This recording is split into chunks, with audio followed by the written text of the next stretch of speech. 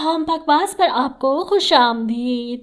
मैं ड्रामे में अब तक आपने देखा कि आयरा और आसिफ साहब के दरमियान जो जंग चल रही है, इसके बाद रेयान ने इसका फ़ायदा उठाने की भरपूर कोशिश की, लेकिन यहाँ वो फंस गया।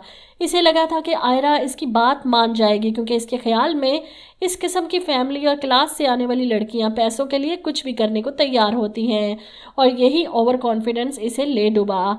आयरा ने जिस तरह शोर मचाया, सब मुलाजमों को इकट्ठा किया और आसिफ साहब के सामने चीख चीख कर बताया कि रेयान ने इसकी इज्जत पर हाथ डाला है। इसके बाद तो आसिफ साहब अपने दामाद की करतूतें खुलने के बाद आयरा के सामने खुद को मजबूत दिखाने की कोशिश करते रहे और इसे ही घर से निकल जाने को कह देते हैं। आयरा भी बगैर दुपट्टे बगैर जूती के घर से भाग जाती है। सच में इस पर तरस भी आ रहा था और दुख भी कि यही अगर कोई अमीर माँ बाप की बेटी होती तो इसके साथ कोई इस तरह करने की जुर्रत न कर सकता। मतलब पैसे को सलाम है आजकल की दुनिया में, ये दिखाया जा रहा है इस ड्रामे में। बहरहाल आसिफ साहब भी जैद के मुसलसल फ़ोन कॉल से तंग आ चुके हैं और गुस्से से इसे कहते हैं फ़ौरन वापस आओ और संभालो आकर अपनी बीवी को। जैद वापस पहुंच जाता है। इधर रेयान अपनी बीवी के सामने टसवे बहाकर इसे अपनी तरफ कर चुका है और यहाँ कशमाला भी इमोशनल हो जाती है अपने शोहर को लेकर। जाफ़र साहब को जब सारी बात पता चलती है तो वो अपनी जगह गुस्सा करते हैं। पहले इस लड़की ने मेरी बेटी के हक पर डाका डाला और अब वो ये सब करती फिर रही है। मैं अब इस मसले को खुद हल करूँगा। अगर कोई तुम पर उंगली उठाएगा तो इसका मतलब है कि इसने मुझ पर उंगली उठाई।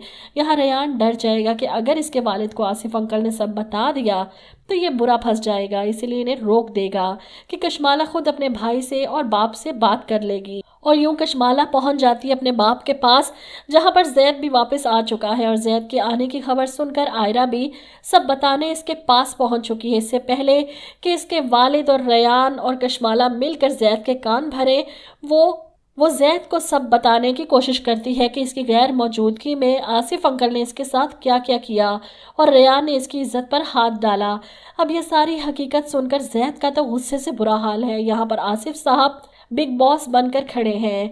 ऐसे में सारी बात सुनने के बाद कशमाला हर बात से मुकर जाती है और जैद से कहती है तुम्हारी बीवी ने मेरे शोहर पर इल्ज़ाम लगाया है। आयरा को तो बस नहीं चल रहा इस साइको फैमिली के साथ क्या कर गुजरे। वो जैद से कहती है तुम्हें क्या लगता है मैं झूठ बोल रही हूँ? इतना बड़ा इल्ज़ाम मैं ऐसे ही लगा रही हूँ? मेरे साथ जो कुछ इस घर में गुजरा है इसके गवाह घर के मुलाजिम भी हैं। लेकिन जाहिर सी बात है जैद के पूछने पर किसी भी मुलाजिम ने आसिफ साहब के खिलाफ गवाही नहीं देनी। इसलिए आयरा जैद से कहती है मैं अब मज़ीद इस घर में नहीं रह सकती जैद, मुझे अब तुम्हारा फ़ैसला चाहिए। जैद इसे पुरसकून करने की कोशिश करता है मैं तुम्हारे साथ हूँ। ऐसे में आसिफ साहब जैद से कहते हैं या तो मेरा साथ दोगे, अपनी बहन का मान बढ़ाओगे, या फिर इस लड़की के साथ इस घर से चले जाओगे। अब जैद गुस्से से अपने बाप को घूर रहा है। ऐसे में सबसे ज़्यादा परेशान वो बशरा है, क्योंकि वो जैद की आयरा के लिए मोहब्बत को जानती है और ये भी जानती है कि जैद बिना कुछ सोचे समझे सब कुछ छोड़ छाड़ कर यहाँ से चला जाएगा और अगर एक बार जैद यहाँ से गया तो मुबशरा दोबारा कभी से वापस हासिल नहीं कर सकेगी।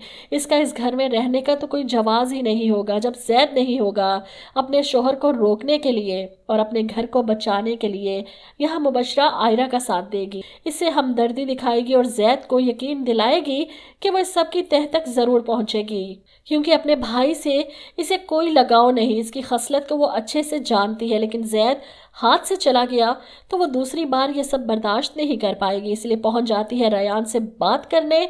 मैं तुम्हें अच्छी तरह से जानती हूँ, अच्छे से अंदाज़ा है मुझे कि तुम किस हद तक जा सकते हो। यहाँ पर रेयान ढीठ बनकर बहन की आंखों में आंखें डालकर इसे टीज करता है, मतलब तुम्हें अपने भाई पर यकीन नहीं और अपनी सौतन पर है। ऐसे में मुबशरा जिसे आयरा की परवाह नहीं, लेकिन वो जैद को इस परेशानी से निकालना चाहती है और यहाँ वो रेयान का खेल बर्बाद कर सकती है। इसकी असलियत जैद के सामने लाकर इसकी बला से कशमाला का घर उजड़े या रेयान के साथ जैद कुछ भी करे, इसे सिर्फ अपना घर बचाना है।